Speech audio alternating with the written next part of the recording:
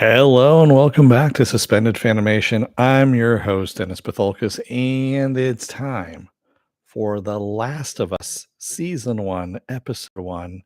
When you're alone, God, when you're, Jesus, I can't even read my own writing anymore. Sorry, that's what ends up happening here. When you're lost in the darkness, there we go. When you're lost in the darkness. Jesus, that's what happens when you have this as your dominant hand. You can't write and you can't read any of it. Welcome, everybody. Let me take care of some business first, and we'll get down to it. If you like what you see here, like, share, and subscribe. If you're still on the fence about subscribing, take a look at the video that pops up at the very end here. YouTube takes the algorithms of all the stuff you've been watching and tries to match it as best as possible to one of the videos in my vast video library and pops it up here just for you. And if you like what you see there, please hit that subscribe button down below there. And if you can, hit that like button, the share button as well. And if you feel lucky or feel like gambling, you hit that bell down below, and YouTube may or may not notify you when I come on live. Go over to suspendedfanimation.com. Take a look at the schedule. I change it every week. Yes, I know I wasn't accurate on this one. Again, just a lot of shit going on at the moment. But normally I am on time. It's just been kind of crazy lately. Also, I have all the links to my social media there and all the links to my pages as well. So, with that said, let's get started, shall we? Spoiler alert, I am going to spoil the episode. If you have not seen the episode, go and watch it. Come on back. This will be a video. You can comment down below in the comment section. Give you enough time to hit pause, run away, whatever you need to do.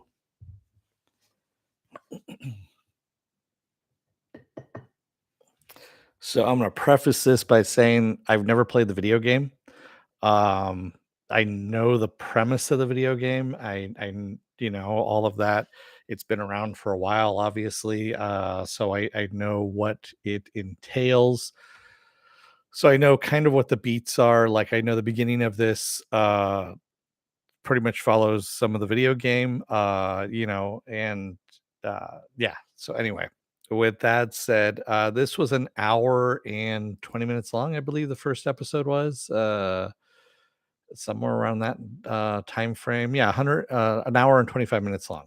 So which is kind of unusual for an opening episode, but I think all the episodes are going to be somewhere around an hour and a half, somewhere around there.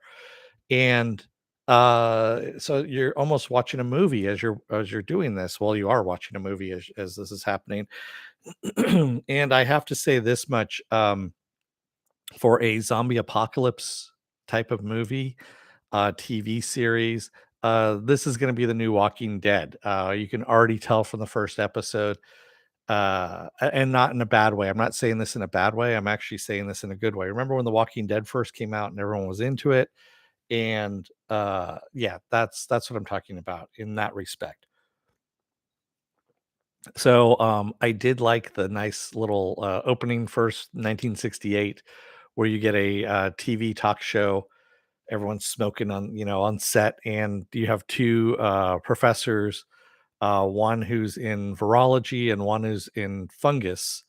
And the virologist is talking about how viruses are the things we need to worry about, pandemics, things like that. And the fungus guy is like, well, actually the scarier thing is fungus. And he says there are fungus out there that do take over, insects and basically turn them into zombies. He didn't say the word zombies, but he said basically they take them over and uh, direct them to do what they're bidding. And then also they expand within the body itself. They eat the body from the inside out, but they don't allow it to decay because that is the nature of the fungus. And there are fungus out there that do this. Ants, in particular, end up getting taken over by fungus and become zombie ants and take over, and they do infect other ants, things of that nature. The marionette, exactly, Pen. Um, and this is something that is in real life, and uh, the professor, by the way, who I loved, how they had the guest hosts there, the guest stars. John Hanna was playing Dr. Newman. He's the one who was talking about the fungus, and he says, "What if?" And that is the best thing about sci-fi is you take a what if and you extrapolate on it. And those are the best sci-fi stories, honestly, is when you take a what if and you extrapolate on it. And if you've been watching my channel for a while, you know that Marvel's What If is one of my favorite things that I like because it's a what if this could happen. Especially in the Marvel universe, they do what ifs, and they now have an animated what if series as well. It's the same thing in sci-fi. Sci-fi is a what if. What if this happens? What if you change just this one thing and this happens? And that is pretty much what sci-fi is a what if. And that's pretty much what this is all based on, is a what if could happen.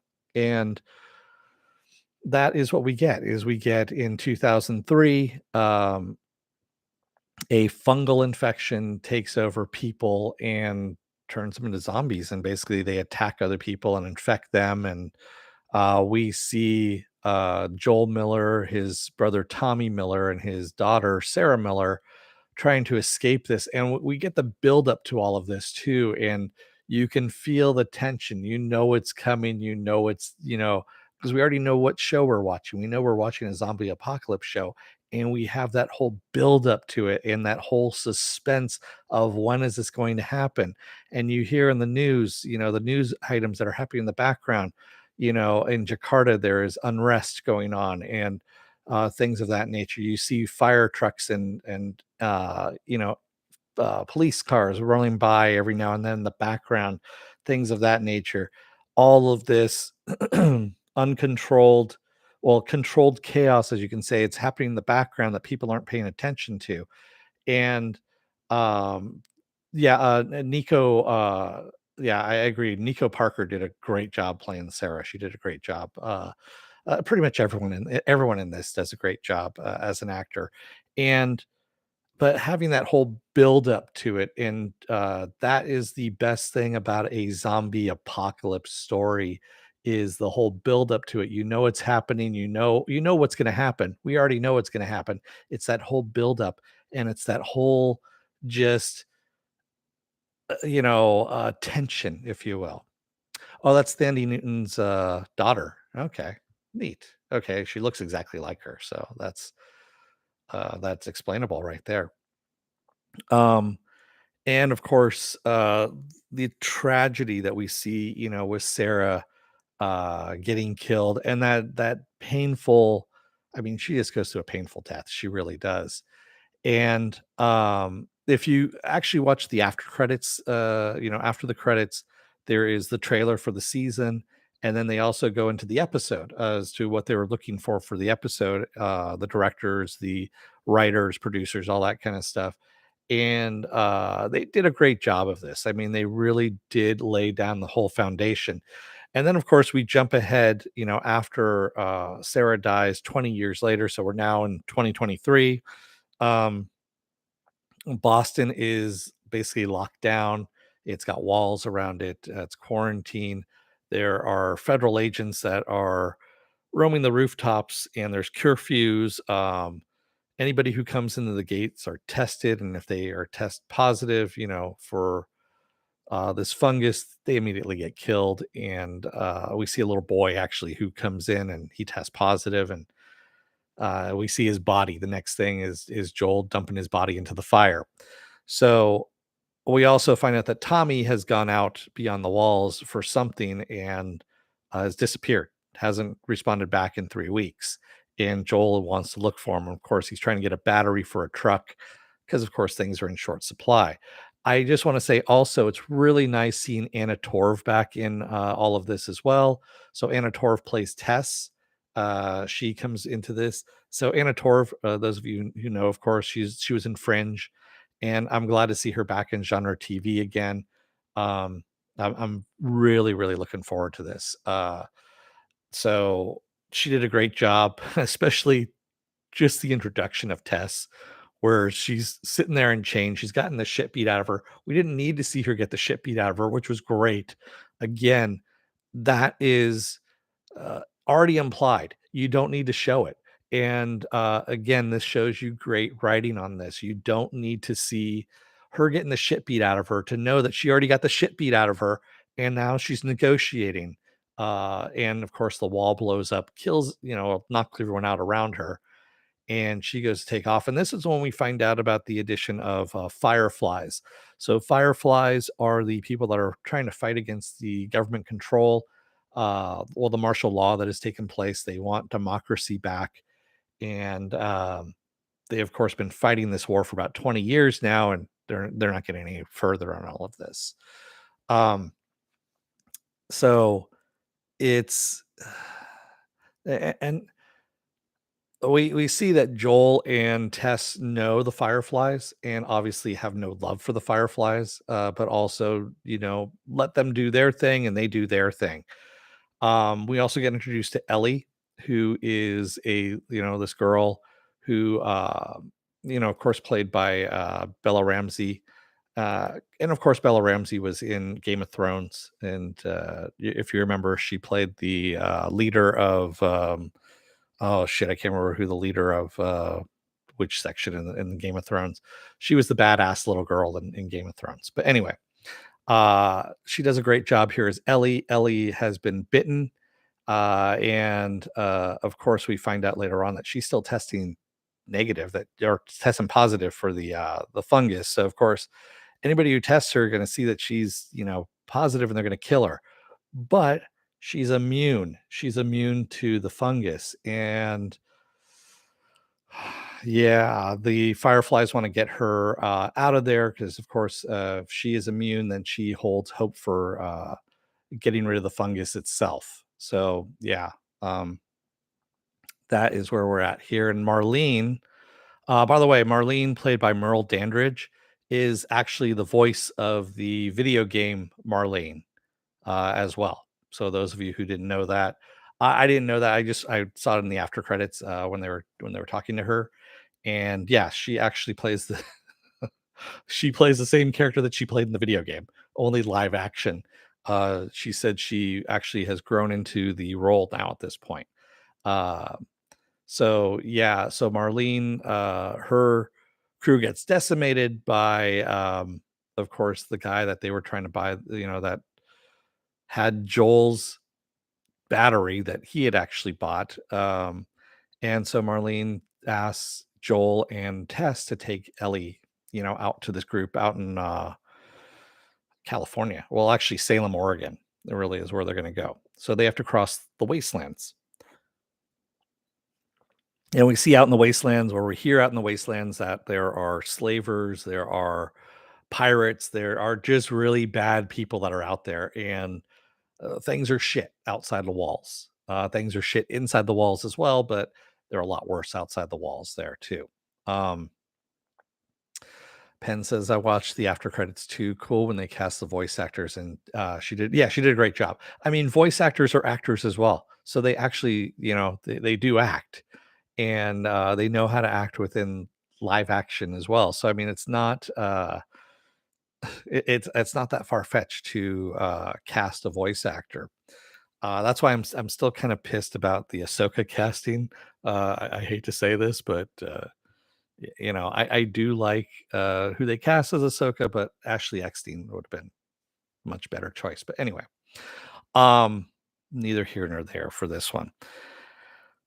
So where we leave off is of course they're outside the walls. They've snuck outside the walls. Ellie, Tess, and Joel, and they find out that Ellie has tested positive for the virus, for the fungus, but she is not turned, and they're on their way. They're on their way at this point. And then also the radio at the very end, we see Joel's radio turn on, and it's an 80s song. We also found out earlier on that there is a code that 60 songs mean a certain thing, 70 songs mean another thing, and 80 songs just had a red X, which Ellie finds out means trouble. Just a lot of fucking trouble. And of course, an 80s song shows up, and there's a lot of trouble that's coming their way. We don't know exactly what, but we know there's a lot of trouble that's coming. Um, so yeah, it's a really good introduction to this series. All I know is I was watching it. I liked it. I saw, I liked what I saw. And like I said, This really did feel I had the same feeling like I did for the beginning of The Walking Dead. It is that kind of series where if the writers don't fuck it up, which it doesn't look like they're going to, they don't have a lot of regime changes, that kind of stuff.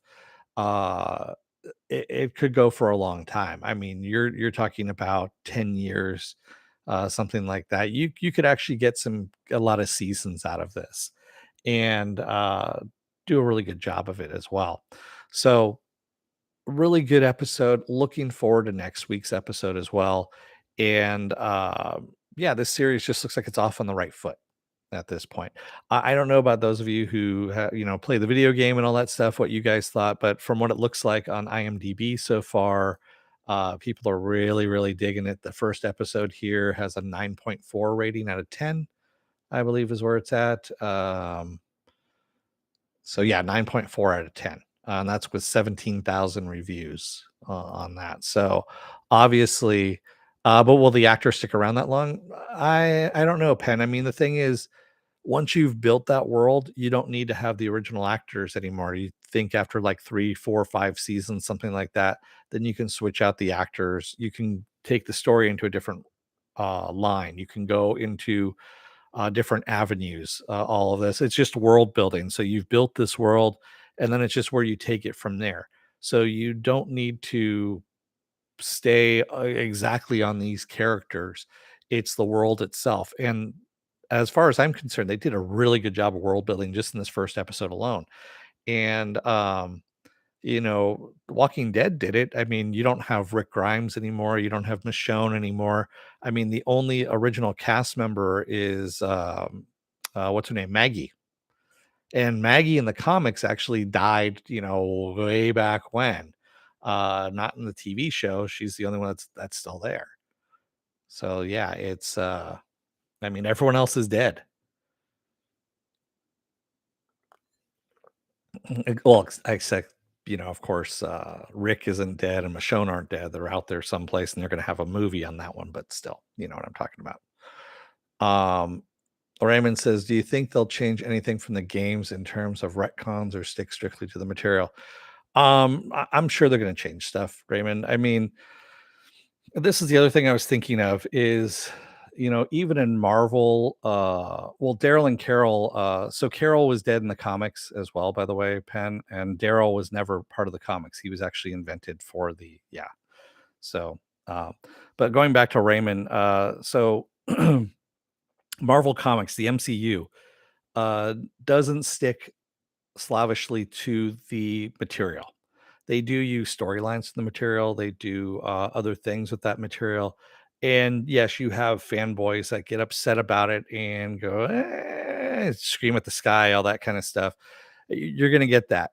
There's no way you can stick to that material and have a good show. I mean, I think that's kind of what's hurt video game movies and comic book movies for that matter is sticking slavishly to the material itself and not uh being flexible enough to change some of the material, to bend some of the material here and there, to maybe even go slightly in different directions on some of the stuff as well. And I mean, even The Boys, if you look at The Boys TV series, it doesn't follow the comics. I mean, the comics are completely different as well. I mean, if you look at it this way, I mean, Black Noir in the comics is a different character than the one on the TV show. So, uh, and that's actually a good thing. I mean, having that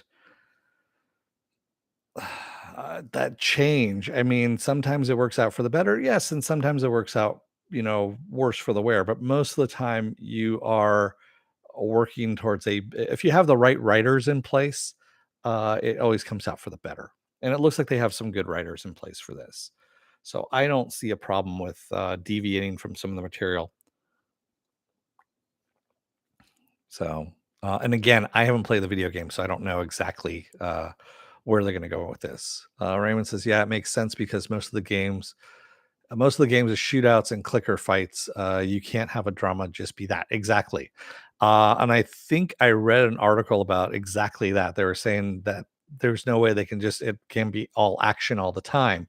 It's a drama. It needs to have some tension to it. It needs to have a story to it.